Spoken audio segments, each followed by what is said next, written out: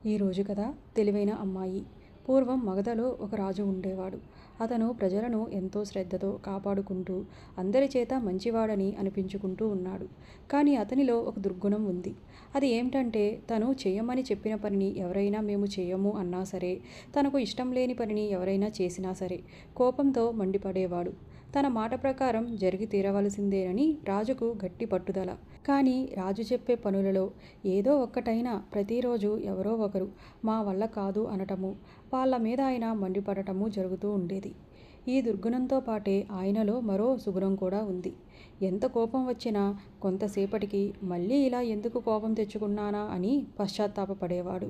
ఒకరోజు రాజు ఒంటరిగా కూర్చుని ఇలా అనుకున్నాడు. ప్రతిరోజు నేను ఎవరి మీదనో ఒకరి మీద కోపగించుకోకుండా గడవటం లేదు. ఇదేమీ బాగాలేదు.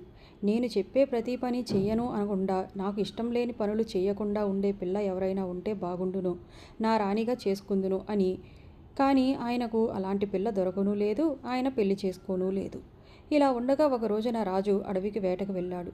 వేటాడుతూ వేటాడుతూ అతను చాలా దూరం వచ్చేసి అడవిలో దారి తప్పి తిరగసాగాడు.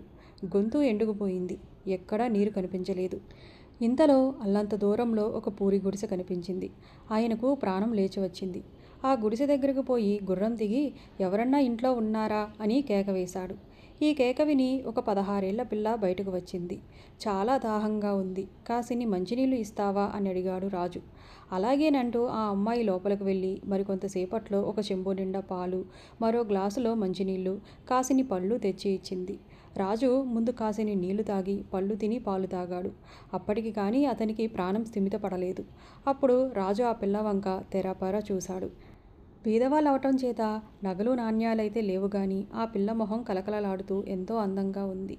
కళ్ళల్లో అమాయకత్వం తొణికిసలాడుతుంది. ఆ పిల్ల వంక చూస్తూ రాజు తన చేతిలో ఉన్న పాల చెంబు చూపించి, నీవు గనక 7 సముద్రాలలోని నీళ్లు ఈ చెంబుతో తోడి పారేశావంటే నిన్ను నా రాణిగా చేసుకుంటాను, నేను ఈ దేశపు రాజును అన్నాడు. రాజు ఈ మాట అనగానే ఆ పిల్ల ఇంట్లోకి వెళ్ళి ఒక గుప్పెడు ఇసుకతో తిరిగి వచ్చింది. ఆ గుప్పెట ఇసుక చూపిస్తూ, ప్రపంచంలో ఉండే అన్ని నదులకి ఈ గుప్పెడు ఇసుకతో మీరు ఆనకట్ట కట్టగలిగితే మీరు చెప్పినట్లే నేను ఆ చెంబుతో 7 సముద్రాలలో నీళ్లు తోడి పారేస్తాను అని అంది.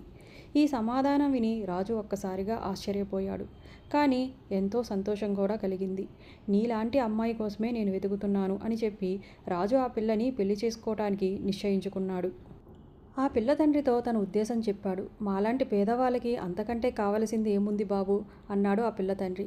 ఇకనేం రాజు ఆ పిల్లతో సహా మళ్ళీ గుర్రం మీద తన మహాలుకి చేరుకున్నాడు. ఒక మంచి ముహూర్తాన పెళ్లి జరిగింది. పెళ్లి కాబోయే ముందు ఆ పిల్ల రాజుని ఇలా అడిగింది. మీకు ఇట్టే కోపం వస్తూ ఉంటుందంట కదా, ఇది నేను విన్నాను. అదే నిజమైతే ఎప్పుడో ఒకప్పుడు మీకు నా మీద కోపం వచ్చి వెళ్ళగొట్టడం కూడా జరుగుతుంది. కానీ అలా మీరెప్పుడైనా నన్ను వెళ్ళగొట్టవలసి వస్తే నేను వెళ్ళిపోయేటప్పుడు ఈ మేడలో నాకు ప్రియమైన వస్తువుని నాతో పాటు తీసుకుపోవటానికి అనుమతి ఇవ్వండి. ఈ షరతుకు ఒప్పుకుంటేనే నేను మిమ్మల్ని పెళ్లి చేసుకుంటాను అంది. రాజు సరే అన్నాడు. కొన్ని రోజుల తర్వాత ఒకరోజు రాజు భోజనం చేస్తుండగా రాణి ఏదో సలహా చెప్పబోయింది. ఆ సలహా రాజుకు నచ్చలేదు. నీ ముష్టి సలహా ఎవరికి కావాలి? ప్రతిదానికి నేనున్నానంటూ తయారవుతావు. నాకు సలహా చెప్పేటంతా దానివయ్యావా నువ్వు? నీలాంటి వాళ్ళు ఇక్కడ ఉండటానికి వీల్లేదు. రేపు తెల్లవారేలోగా నా మేడ వదిలి వెళ్ళిపో అన్నాడు మండిపడుతూ. ఇలా జరుగుతుందని రాణి ముందుగానే అనుకుంది. అందుచేత లోపలికి పోయి రాజుగారు తాగే పాలల్లో మత్తుమందు కలిపి తెచ్చి ఇచ్చింది. అవి తాగి రాజు తన ఒళ్ళు తనకు తెలియకుండా నిద్రపోయాడు. రాణి తన సేవకుల సహాయంతో రాజును తీసుకుని ఆ రాత్రికి రాత్రే తన పూరి గుడిసె చేరుకుంది. తెల్లవారింది. రాజుకు మెలకువ వచ్చి మేడలో నిద్రపోతున్న నేను ఈ పూరి గుడిసెలోకి ఎలా వచ్చానా అని ఆశ్చర్యపోయాడు. ఇంతలో రాణి అక్కడికి వచ్చి, ఏమిటి అలా కంగారుగా చూస్తున్నారు అని అడిగింది. నన్ను ఇక్కడికి ఎవరు తెచ్చారు? ఎందుకు తెచ్చారు? వెంటనే చెప్పు అని గుడ్లురుముతూ అడిగాడు రాజు. ఉండండి, కొంచెం శాంతపడండి. మిమ్మల్ని ఇక్కడికి తెచ్చింది నేనే. మీ మేడ నుంచి నన్ను బయటికి పంపేటట్లయితే నాకు ప్రియమైన వస్తువుని నాతో తీసుకుపోవచ్చని మీరు మాట ఇచ్చారు, గుర్తుందా అని అడిగింది రాణి. అవును అన్నాడు రాజు.